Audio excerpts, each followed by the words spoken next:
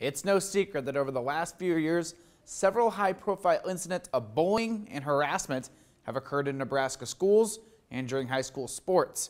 Today, education leaders stood in solidarity to get rid of that behavior in schools.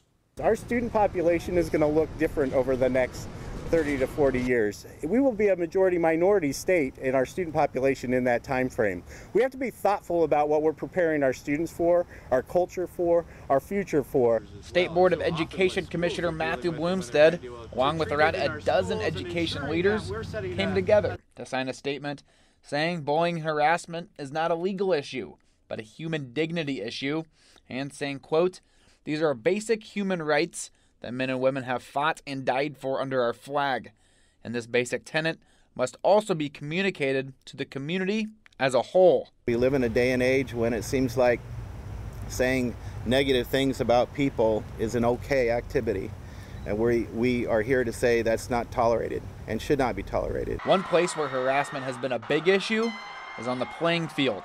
In 2010, green cards were thrown on the field during the state title soccer game featuring predominantly Hispanic Omaha South. Schuyler administrators have also complained about their student athletes being harassed on the field. When it becomes about personal characteristics, whether it's race or anything else, that those feel like they're even more difficult situations for people to handle. And what we want to do is provide some models that would help them do that all the better. A similar effort has already been started in the Metro, as area schools have embraced the #BeKind effort that began in Ralston schools. Bloomstead wants it to be a statewide effort. Those didn't come from the Department of Education down to them. It didn't come from law. It comes from the notion that it's really needed in schools, that students need language to understand how they can treat one another. Bloomstead also says that in the past, the state has dealt with these issues case by case. Now, they're hoping to tackle the issue as a whole. In the studio, John Kipper, 3 News Now.